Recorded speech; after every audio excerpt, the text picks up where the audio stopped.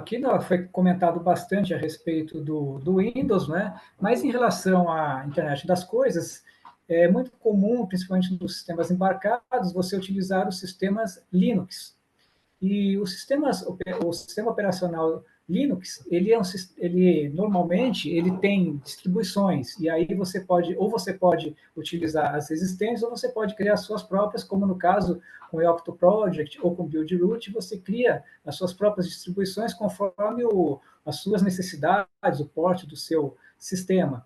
E nós temos também sistemas operacionais real-time, que são aqueles sistemas onde você tem o seu dispositivo precisa como uma comunicação muito rápida, muito intensa com periféricos. Então, você tem que ter um sistema operacional que suporte esse tipo de comunicação, né, que é o caso do FreeRTOS e do Zephyr. Além desses, nós temos outros sistemas, como é o caso, por exemplo, do Arduino IDE. O Arduino ele foi criado basicamente com o propósito de ser um sistema para uso educacional. Então, ele é muito usado em sistemas educacionais, treinamentos. Além desse, nós temos também, por exemplo, o Node-RED. O Node-RED é um sistema gráfico, ele é um sistema low-code, um sistema onde você faz a programação praticamente montando graficamente como se fosse um Lego. Então, essas várias opções você tem para sistemas embarcados. Desculpe, Emílio, só colocar talvez um conceito, porque muita gente não pode não conhecer o que é sistema embarcado, né? Então, esse termo, ou seja, qualquer dispositivo IoT, dispositivos mais leves do que um smartphone, que um notebook, são considerados dispositivos embarcados. Então, eu acredito que tem, né? Inclusive, veja, apesar de não ter um processador tão potente quanto você tem num smartphone ou tem no notebook, um dispositivo de internet das coisas, ele tem sistema operacional próprio para ele, mais leve. Esses sistemas todos que o Emílio acabou de dizer, eles são sistemas mais leves. Concorda, Emílio? Sim, são sistemas voltados para esses casos onde você tem geralmente sistemas e equipamentos com um processamento mais baixo, uma quantidade menor de memória e um custo mais baixo. Basicamente, o Sim, objetivo são sistemas com um custo mais baixo, porque eles vão ser utilizados em grande quantidade em aplicações específicas. perfeito. Mas eles são seguros também, por favor.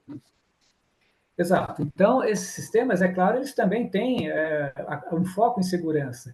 Eles têm vários recursos. Então, aqui nós temos aqui o RIOT, o Zephyr, o FreeRTOS, todos eles têm uma série de ferramentas para a segurança. Eles têm criptografia, autenticação, controle de acesso, verificação de identidade de dispositivos e usuários, definição das permissões, eles têm firewall, eles monitoram violações, ou seja, acesso físico, eles têm uma quantidade enorme de ferramentas. Então, o desenvolvedor dos sistemas embarcados, ele tem à disposição uma quantidade muito grande de possibilidade de trabalhar também com a segurança nesse nível. Mesmo que você tenha um sistema operacional limitado, você ainda assim você consegue muitas vezes implementar sistemas de segurança bastante interessantes, bastante aceitáveis para aquele dispositivo. E então, assim, mesmo levando em conta custo, não é? Mesmo assim, ainda assim você consegue. Mas aqui eu vou entrar numa seara agora um pouco delicada. Por quê? Porque ela é teórica e prática. São as duas coisas ao mesmo tempo. E como nós estamos online, não dá para que a gente pare, mostre alguma coisa, pare e espere que vocês façam.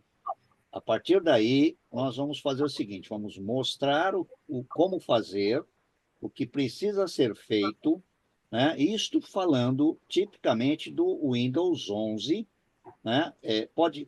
A diferença entre o Windows 11 e o Windows 10 aqui é mínima, é até desconsiderada, tá certo? E também a gente vai mostrar o que tem de diferença entre o Windows 11 Pro, que é aqui em cima dela que estamos trabalhando, e o Windows, onde tiver diferença no Windows 11 Home, que é a versão mais simples que muita gente tem. Então, nós vamos mostrar agora a questão de nós falamos de ferramenta, de segurança, de antivírus, de firewall, de tudo isso. Agora vamos ver isso com mais detalhe. Como é que eu checo a minha máquina, meu notebook, se ele está devidamente configurado?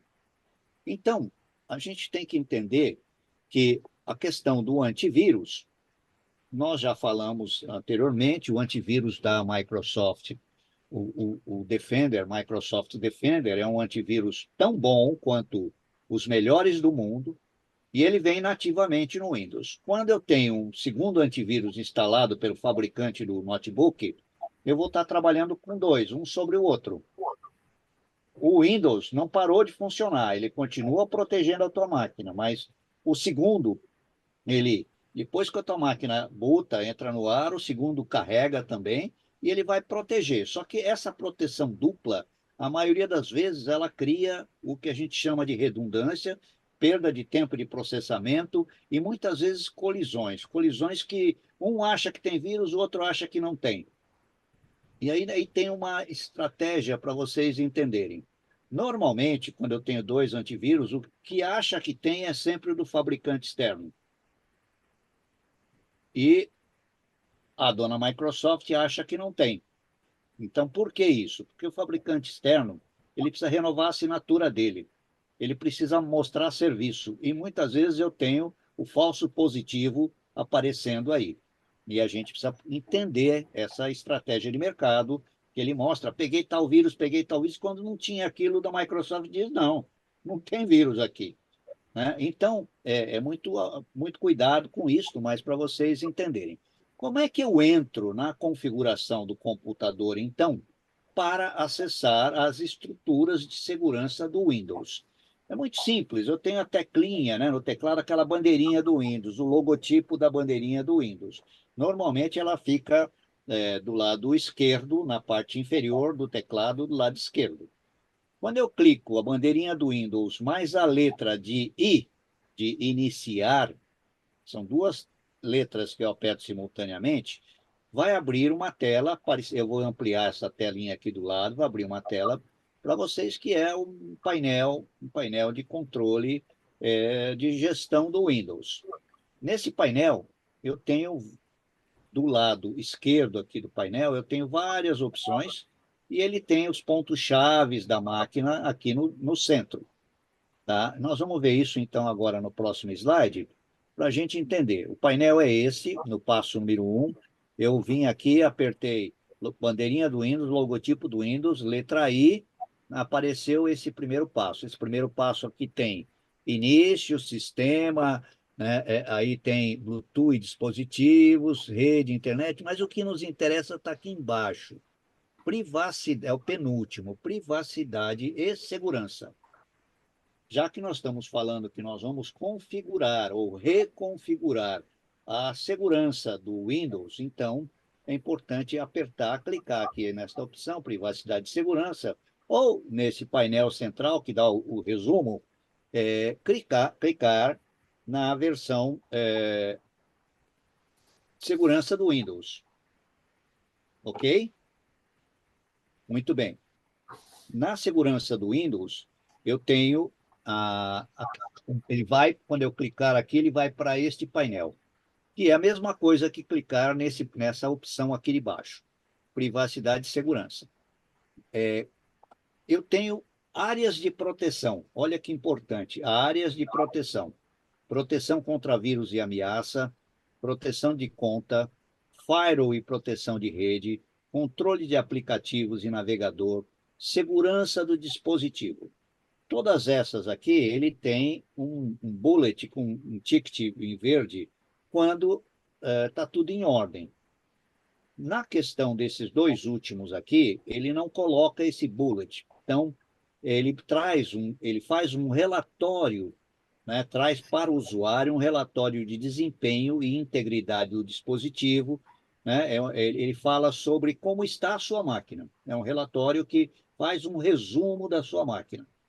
E ainda ele tem uma opção da família, né, que é a opção dos pais, para que, se a sua máquina for compartilhada com seus filhos menores de idade, etc., você, através daqui, pode controlar uma série de coisas que a gente vai ver mais em detalhes. Mas o que nos interessa neste momento é falar de proteção contra vírus e ameaça. Então, eu clico nenhuma ação necessária, proteção contra vírus de ameaça.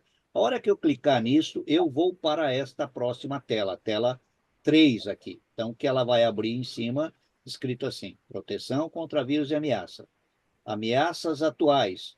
Aí ele dá o status dele. Nenhuma ameaça atual, última verificação em tal data, duração da verificação, tantos mil arquivos verificados. E ele tem aqui debaixo um botão grande de verificação rápida. Depois ele tem opções de verificação, ameaças permitidas, a gente vai falar um pouco disso, tá? E histórico de proteção. Quando eu penso em opções de verificação, ele tem uma opção que normalmente não aparece no painel, mas ela está lá disponível. Quando eu clico aqui nessa opção de verificação, a quarta opção do painel é uma opção que ele fala assim, verificação offline. Imagine que você passou o antivírus, fez uma verificação rápida aqui, e ele encontrou um vírus, mas não conseguiu remover, ele vai te avisar, não removi. Ou ele não encontrou vírus nenhum, e de repente tua máquina ainda continua com um sintoma estranho, você pode usar a opção verificação offline. A tua máquina fica aparentemente offline, mas ela está online com a Microsoft. Ela boota, ela carrega, e em tempo de carga, a Microsoft, com um mecanismo automático, vai checar a sua máquina. Ela vai checar se tem algum vírus utilizando as ferramentas, né, que estão lá na nuvem da própria Microsoft, e vai checar a sua máquina. Então, isso aqui é importante vocês saberem que é uma opção extra e não está, ela está disponível na máquina de todo mundo e ela está aí. Mas veja, ainda nesse proteção contra vírus e ameaça, eu tenho a configuração de proteção contra vírus e ameaça, que eu posso ticar e verificar como ela está configurada. Eu tenho atualizações de proteção contra vírus e ameaças. Se eu quiser só atualizar o antivírus, eu vou atualizar por aqui. Se eu quiser atualizar a máquina toda, qualquer tipo de atualização, eu tenho um outro local, eu vou mostrar para vocês, é o Windows Update, tá? E agora, destaque aqui para vocês entenderem que é extremamente importante é entender que neste painel aqui de proteção contra vírus e ameaça, ele tem aqui proteção contra ransomware, que é um tipo muito específico de malware que ataca as máquinas, que já foi falado, né, na nossa aula anterior, e a gente vai estar aqui mostrando isso, né?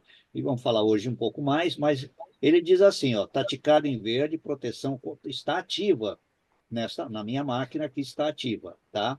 Então vamos em frente.